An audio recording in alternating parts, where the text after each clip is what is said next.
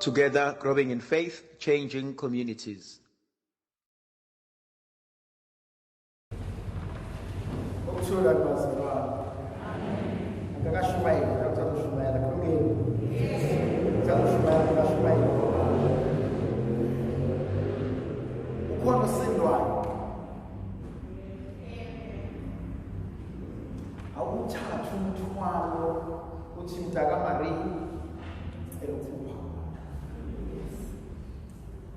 Unje mtaka Maria elukupa wala elimiyo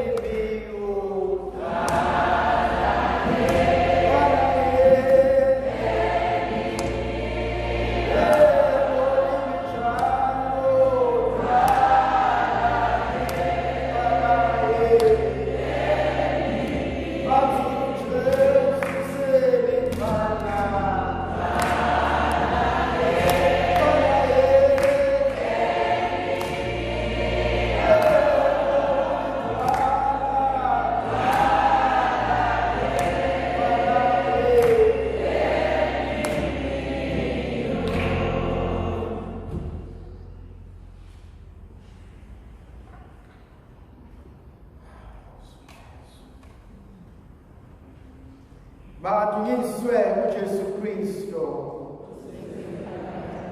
Msanje thandwa zami ngifisa basibuke incwadi kaMarkus chapter 10 verse 17 kuze kube verse 30. Kwathi uJesu esaqhubeka esendleleni omunye wagijima waya kuyena waguqa phansi wabuza wathi ngenzeni ukuze ngikwazi ukuzuza ukuphila kwaphakade. Kunezinto engifisa ukuba sidlule zona, kunenkonzo engifisa ukuba siyibuke. Eyokuqala engifisa ukuhlala kuyona uJesu oyaluzayo, uJesu obhizi, uJesu omatasatasa, and yet unasi isikhathi sakho. Ukuthi kukonke ubhizi alakho, kuyo yonke imisebenzi ayenzayo, kuyo yonke imikhuleko ayiphendulayo, kuzo zonke idingo azenzayo, he still makes time for you. Inkonzo yokwazi ukuthi ngaze ngabaluleka kuNkulunkulu ngingelutho. Inkonzo yokwazi nokuqonda ukuthi waze wanginaka uThixo ngingafanele. Ukuthi umntaka Maria ey'ntweni ey'ningi azenzayo uyakwazi ukuhlala alalela umkhuleko wami ngingumuntukazana. Uyakwazi ukuhlala alalela iy'celo zami nginguboni. Point yami yesibili uNkulunkulu ayambulayo yilo baba ogijimayo. Later on siyarealize ukuthi lo baba ogijimayo oyaJesu uyinkinsela, umuntu oney'mali zakhe, umuntu onezinto zakhe, umuntu ongacengile, umuntu onakho konke. And yet ukhona la eshoda khona. Khona abanye bethu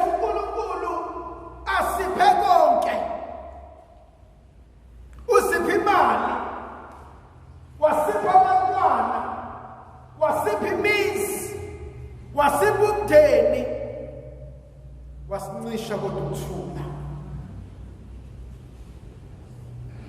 Khona abanye abanemizi, abanemali, banemakubo, banemsebenzi, baneyimoto, bashadile, wabancisha abantwana.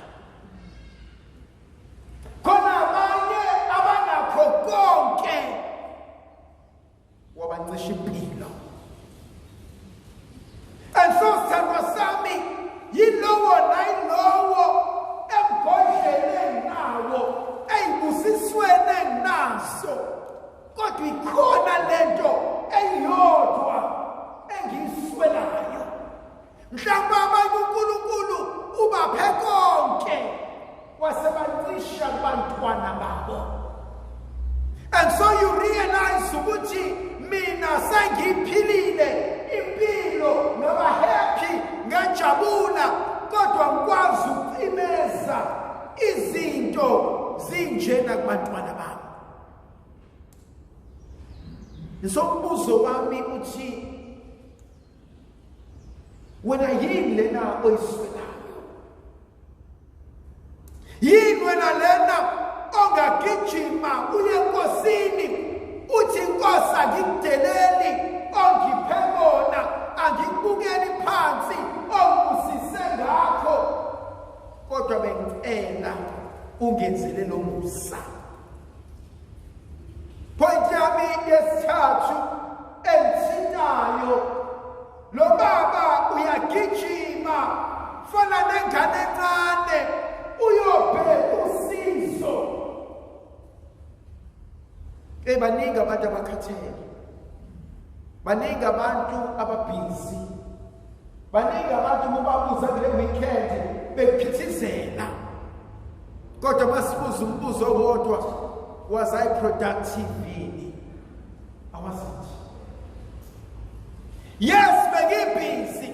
Yes, bengimatasatasa. Yes, bengihlenya ngapha nangapha. Yebo bengingatholakali. What do I have to prove ukuthi ngibe productive? Akukho.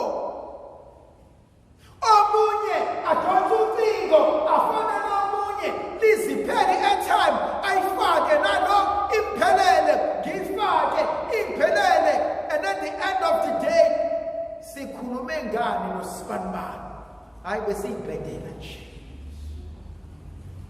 Esombuzo engubuzayo ukuthi saze samatasatasa, saze sayaluza, saze sasebenza, senzani? Khona enye engishayayo ekugeni kwami,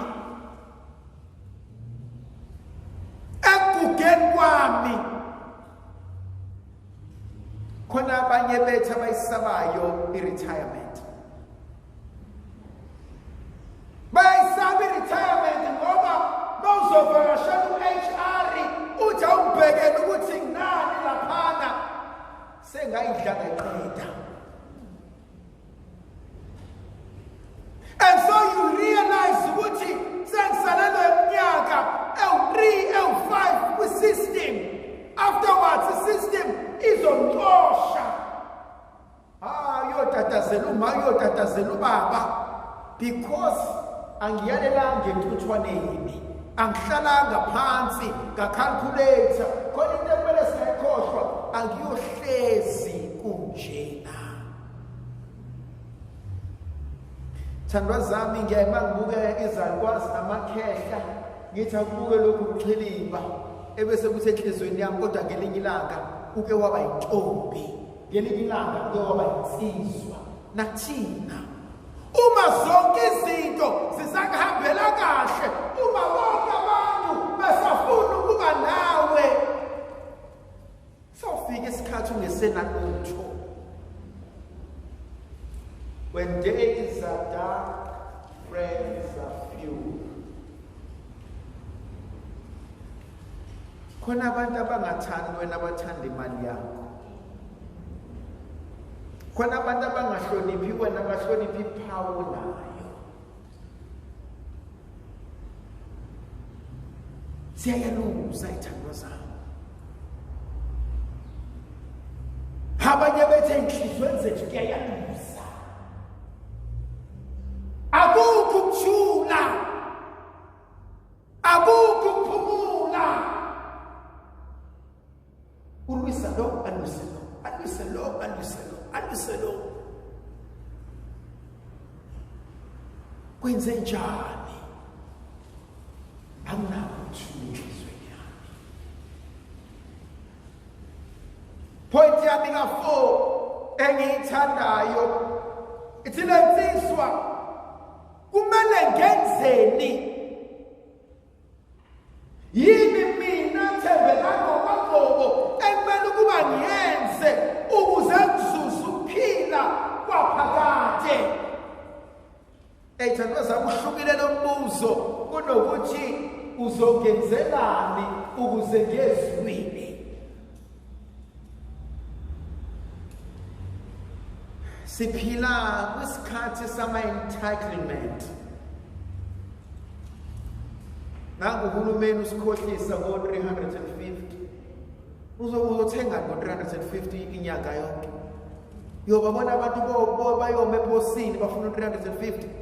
It's an insult. Kodwa ngifuna ukungena kwipolitiki. Kodwa kwesinye isikhathi ngiyayisaba indlala bizongenza kubukeke njengesihluphekile silima.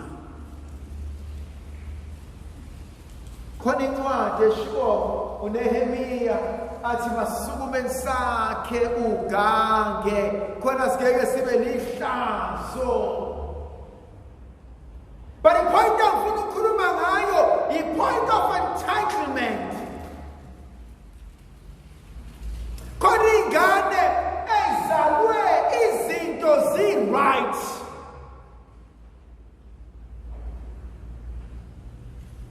What baby wants, baby gets. Baby number 10 farms, abantwayo afuna ukuthi ademand ukuthi amanipulate ukuthi atshela ukuthi uma nobaba bakhipha njalo. Nginomkhuleko wamaRoma, ngiyazi ukuthi ngiyakufa kodwa ngazi ngiyakufanele. Noma ngiyofela phi noma ngiyofa kanjani. Uyazi lezi ngomzethe esikhulisayo.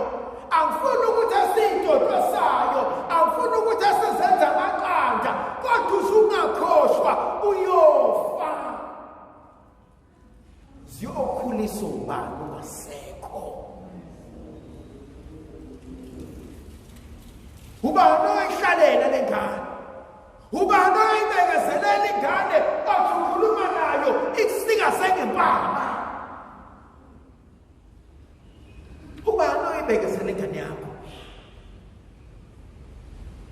And so just from the point I let you put it's not what the world owes you, it's what I can do for myself. We have seen man feelings abanga. I can turn back the hands of time and ngifundisa abantu abasha. When you're choosing your careers, ungawuthatha umsebenzi ozokufaka e-ofisini awunamali. Ungawuthatha umsebenzi ozokwenza ukuthi uyoshaya isheni awunamali. Go to agriculture.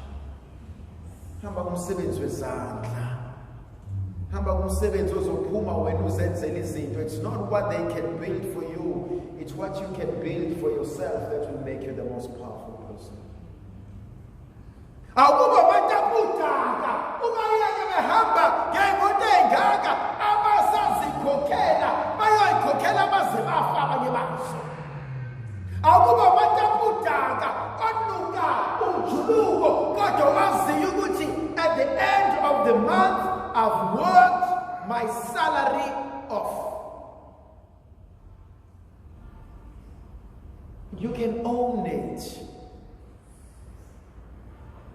Umsebenzi wakho. Kunento engithintayo. Hayi sibani bani uyangicasula. Hayi sibani bani uyangicika. It's not what they do. Mina, how do I react to it?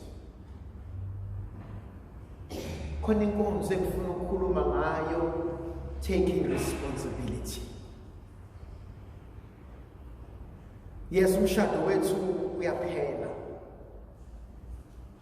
Ngenzeni to contribute ukuthi uphele. Yes, a relationship yethu ekhaya ayikho right.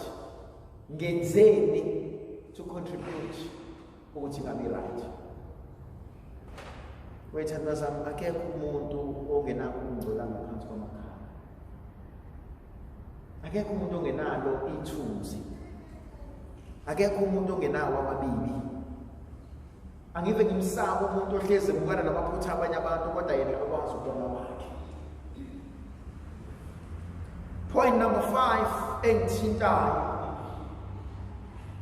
Uthi uJesu mawufuna umbuso wezulu nansi imthetho ekumele uyenze. Ithi lensizwa kuJesu awu lokho ngakwenza kusukela ebusheni bami.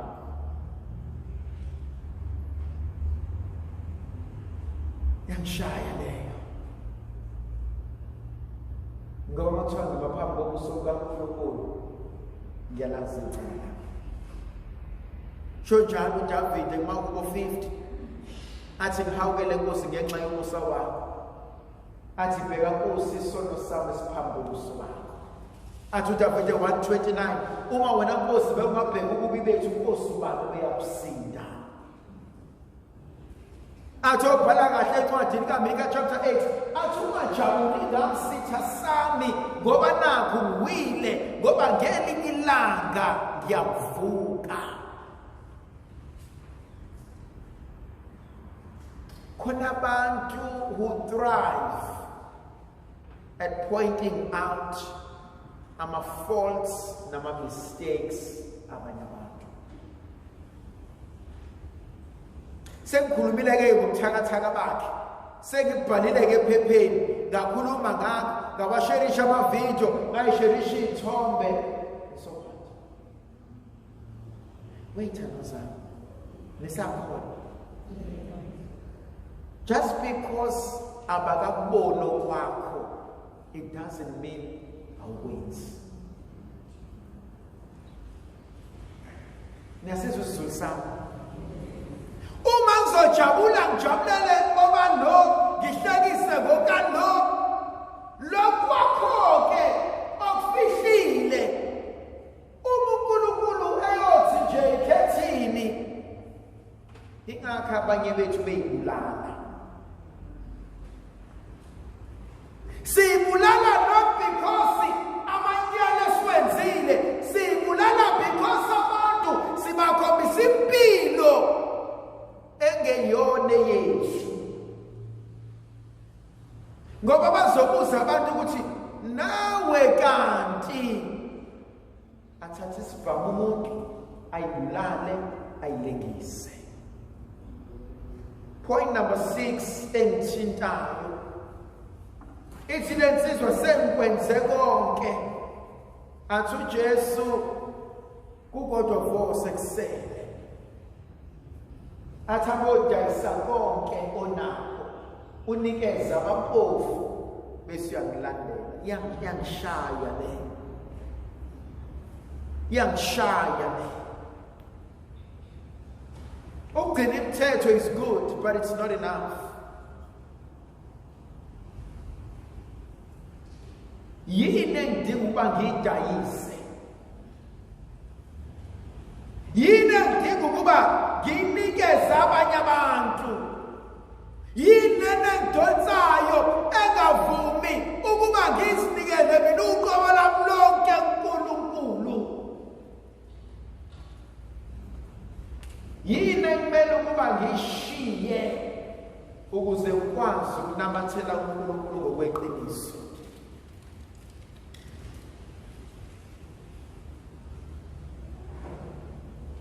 Thandwa zami, niyayazi inkonzo yokusutha noma yokwanela When do I have enough? Khona abanye bethu abanenkonzo engiyibiza ngokugombela kwesakhe. I always want, and I want, and I want, and I want, and I want. Omunye afe efela emanyaleni ongasuthi. Githi nginakho ukudla kuphekiwe kusebhodweni kuhleli kahle endlini ngigijime ngiyaqoshamisa ngiyochitha ugqomo omunye umuzi. Nasizwe sizosaba. Nakho ukudla kwami okwami kuphekelwe mina.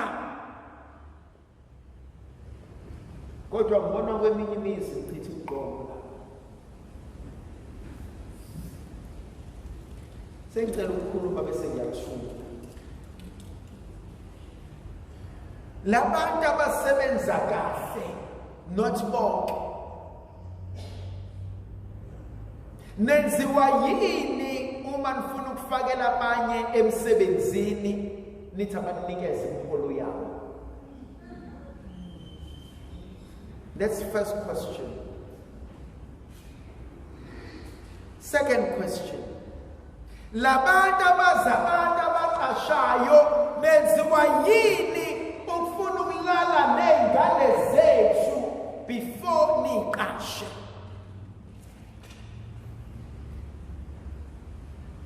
Third question. Labantu abasebenza kahle abazabantu abaqashayo abakwazi abantu ukubanika imisebenzi nenziwa yini nithi nikwazi uqasha nokuthuthukisa abanye nibe nomhobholo kuze kudlule isikhathi nemali eninikiwe izibuyele emuva impilo zabantu ngayishintshanga?